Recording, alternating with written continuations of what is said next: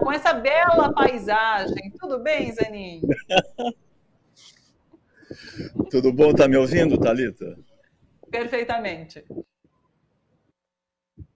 Ótimo, então. Tá, tô aqui com essa bela paisagem atrás de mim e torcendo para que não chova na antecipação, porque está Chover, ameaçando um poxa, o pouquinho, céu mas tá o azulzinho dia aí, está parece que tá uma maravilha de tempo, não vai chover, não. tá meio nubladinho. Você sabe que eu voltei de São Miguel do Gostoso e o nosso Sim. clima está tão alterado que tem aquela sala de cinema, já expliquei para vocês, ao ar livre, mas não é que num dia caiu um temporal que a sessão ao ar livre teve que ser suspensa. Isso não aconteceu nos 10 anos de existência do festival, mas esse ano aconteceu. E aí nós tivemos que ir para aquela sala fechada, que comporta muito menos gente, não tem o mesmo charme, para o festival ter continuidade. Então eu agora já saí de São Miguel do Gostoso, já estou em João Pessoa, da Paraíba, o festival começou ontem, e estamos aqui mais uma vez às voltas com o cinema brasileiro. Em tempos de mudança climática, tá aí mais um exemplo, né? Em Gostoso. Pois é. Vamos começar com as estreias no cinema? Então, Zanin, a gente começa com esse filme finlandês, é isso mesmo? É da Finlândia, tá certo? Folhas de Outono. Conte mais pra gente. É uma história de amor. Isso, eu vou falar um pouco rapidamente sobre essas estreias e sobre os festivais, porque a gente não tem lá muito tempo e essa está sendo uma semana bastante especial os lançamentos de cinema que eu gostaria de recomendar. Então, em primeiro lugar, como você destacou, esse filme finlandês Folhas de Outono, que é do Aki Kaurismäki, que é um cineasta bastante conhecido no mundo do cinema, inclusive o irmão dele, que é o Mika Kaurismäki, também é conhecido, inclusive, por ter morado no Brasil. Durante muitos anos, o Mika, que é o irmão dele, que é cineasta, também morou no Rio de Janeiro, morou aqui no Brasil, e é apaixonado pelo país e tudo mais. Então, são dois irmãos muito simpáticos. Agora, o Aki Kaurismäki, ele foi considerado por grandes críticos do cinema, esse filme dele concorreu no Festival de Cannes. E para muitos críticos importantes da cena internacional, era o filme favorito, um filme que encantou muita gente. Eu tinha ouvido falar disso já, porque eu sigo bastante o noticiário de cinema em outros países também, e esse filme estava badaladíssimo. Então, quando ele chegou, eu estava muito curioso para ver, ele não me decepcionou de jeito nenhum, eu fiquei encantado pelo filme. Eu vi na Mostra de Cinema aqui em São Paulo e agora ele entra em cartaz. É um filme que é uma história de amor, é uma história de amor entre duas pessoas que têm uma série de problemas na vida, nos seus empregos, nas suas vidas pessoais. São duas pessoas assim bastante desamparadas, vamos dizer assim, e que conseguem, através dessa história de amor, realizar algo parecido com a felicidade em suas vidas. É um filme que, dito assim, parece um filme muito otimista, e ele é otimista mesmo, mas ele não tem nada de bobo. Né? O filme é seco, despojado, vocês vão ver, né? Quem for assistir o filme, ele não usa música gratuitamente, não usa grandes falas de amor, grandes declarações de amor, tudo é muito assim enxuto, muito seco. E, portanto, na minha opinião, as emoções são transmitidas de uma maneira muito mais autêntica do que se fossem jogadas na cara do espectador, com cargas de música melosa, frases de efeito e tudo mais. É assim, um primor de filme. Um grande crítico francês nos deixou recentemente, disse desse filme que era uma pequena obra, e eu acho mesmo isso, que é uma pequena obra-prima e que não deve sair dos nossos espectadores que gostam do cinema. Ótimo. O próximo agora é o japonês Monster, e eu fiquei curiosíssima para saber sobre essa história. Esse filme também é muito especial, muito legal. Esse é um cineasta também que eu recomendo muito, é um cineasta que é muito conhecido no circuito do cinema de arte, né, que é o caso Koreeda. Todo mundo que gosta de arte já conhece, aprecia pela nova obra desse cineasta japonês. E esse filme é muito interessante, aborda questões contemporâneas, como as questões identitárias, questões de bullying na escola, né? Questões entre pais e filhos, ou mãe e filho, no caso mais específico aqui, relacionamento entre professores e alunos, toca em todos esses assuntos, mas toca de uma maneira totalmente original, Thalita.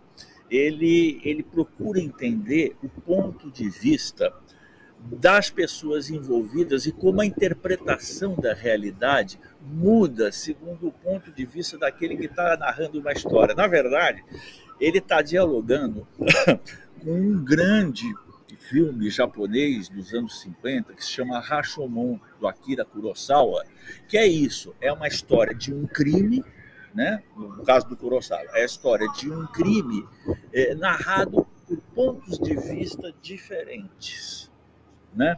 Mostrando que a realidade não tem um ponto de vista único, mas depende daquele que assistiu ao fato, participou dele ou está narrando esse fato para uma outra pessoa ou para uma plateia. Então, nesse caso, esse é um menino cuja mãe começa a ficar aflita porque ele tem uma mudança muito súbita de comportamento, ela presume que esteja passando alguma coisa com o menino na escola, vai investigar. Em princípio, há um professor que parece que teve uma atitude meio suspeita com os alunos e passa a ficar na berlinda, né? Mas a mãe também tem uma participação nesse caso. E a própria direção da escola, que não quer problemas e que tenta botar panos quentes, né, em qualquer tipo de investigação que se possa fazer. E o filme é narrado dos pontos de vista diferentes. Então, nós, espectadores, somos lançados naquela posição da dúvida. Quem tem razão? O que de fato aconteceu? Né? É um filme assim que nos faz pensar, nos convida ao pensamento e nos tira as certezas fáceis.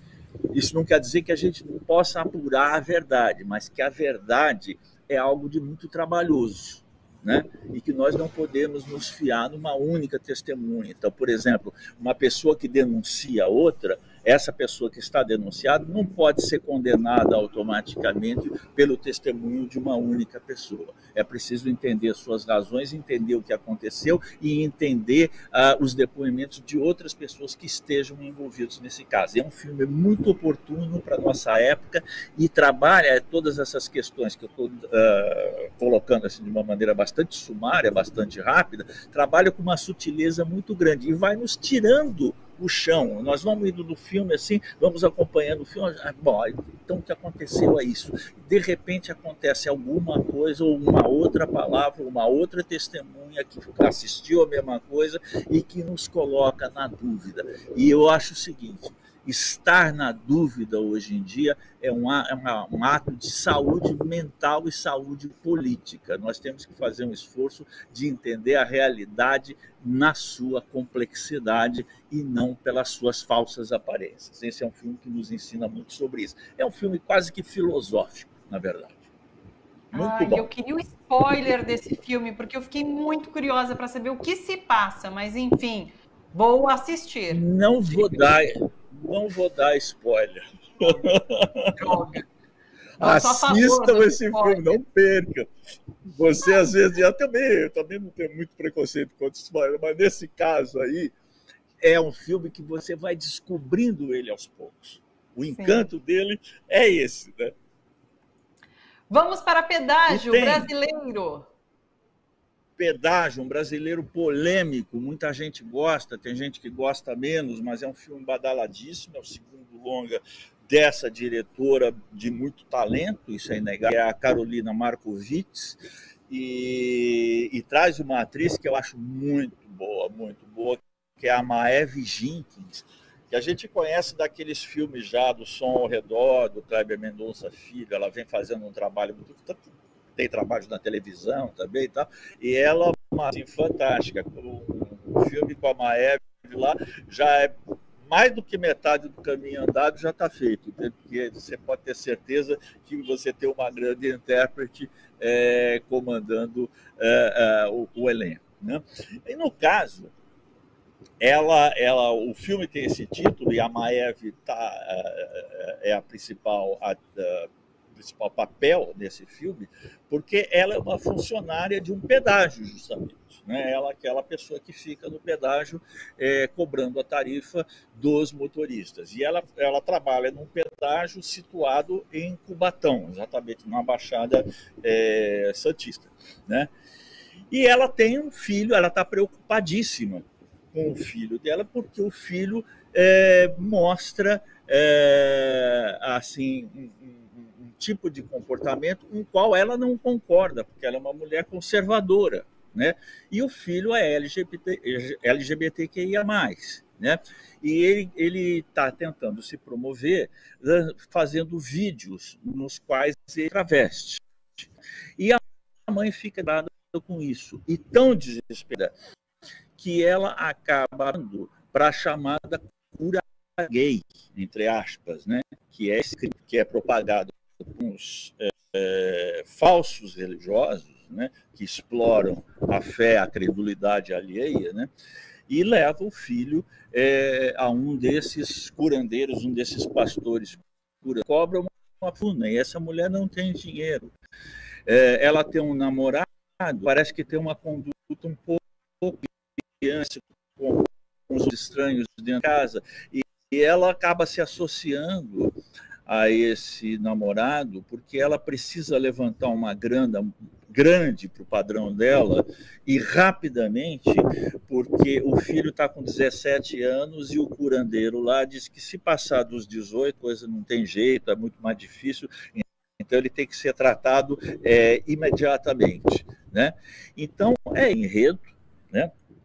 Eu achei o filme muito bom, com alguns exageros que não me parecem muito legais, assim, para mim como espectador, né?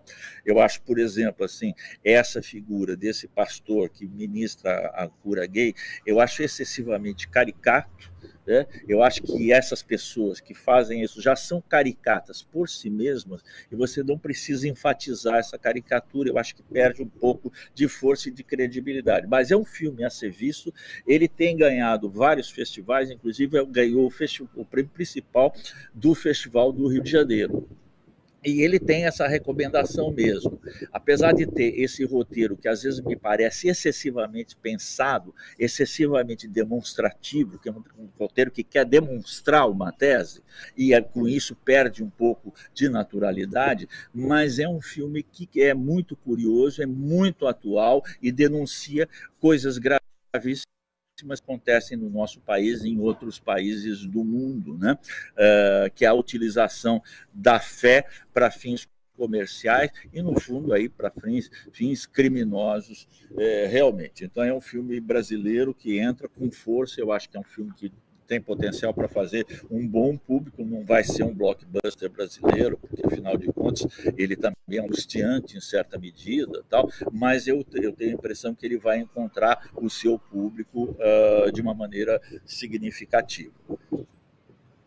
Zanin, temos 3 minutinhos. Quer escolher um último para comentar? Vamos deixar os festivais de lado, então, né? Tudo bem, só...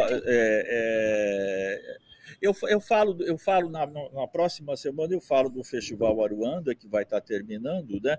E a gente comenta a premiação e tudo mais.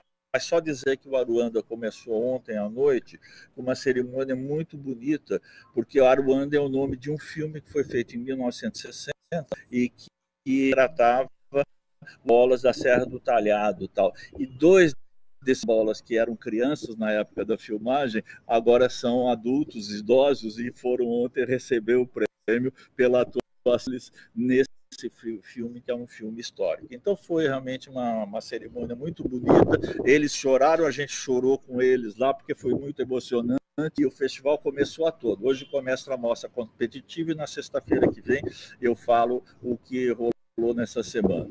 E aí temos tempo para mais um filme, né? Um minutinho, pode ser?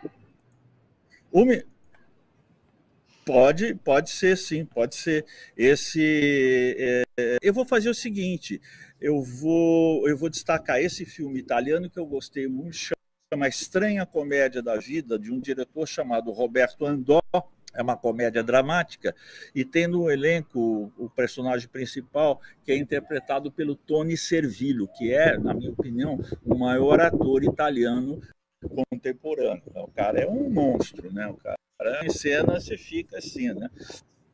Já grudado no personagem dele. E ele faz um personagem especial, ele interpreta um personagem real, o grande dramaturgo italiano, siciliano, que é o Luigi Pirandello, que escreveu peças famosas, livros. Eu adoro o Pirandello, assim, adoro de paixão o Pirandello. E ele ganhou o prêmio Nobel, inclusive, isso nos anos 20, lá atrás, né? Ele ganhou o prêmio Nobel. E aqui ele é o personagem dessa história ficcional. Ele vai para a Sicília, né? Porque ele vai para o enterro de uma senhora que havia sido ama na infância dele, ama de leite da infância dele. Ele fica muito comovido com o falecimento dela e vai para o enterro dessa pessoa. E, ao mesmo tempo, tendo uma crise de criatividade. Ele não está conseguindo escrever direito. Então, ele está naquele bloqueio, famoso bloqueio do escritor. E ele encomenda o enterro dessa senhora, e os dois agentes funerários, que são uma dupla fantástica, né? São também dramaturgos amadores e começam a dar ideias para o Pirandello e acabam tirando ele da crise criativa. Então, é uma comédia, mas não é aquela comédia escrachada, é aquela gente e que reflete também sobre as relações entre literatura, teatro e cinema. É muito bom. Quem gosta dessas coisas, não perca esse filme, eu recomendo vivamente. Cinema italiano na cabeça. Já nos cinemas também. Zanin, bom festival para você por aí. A gente se encontra na sexta, então, tá bom? Um beijo enorme. Bom final de semana, Beleza. boa semana. Até!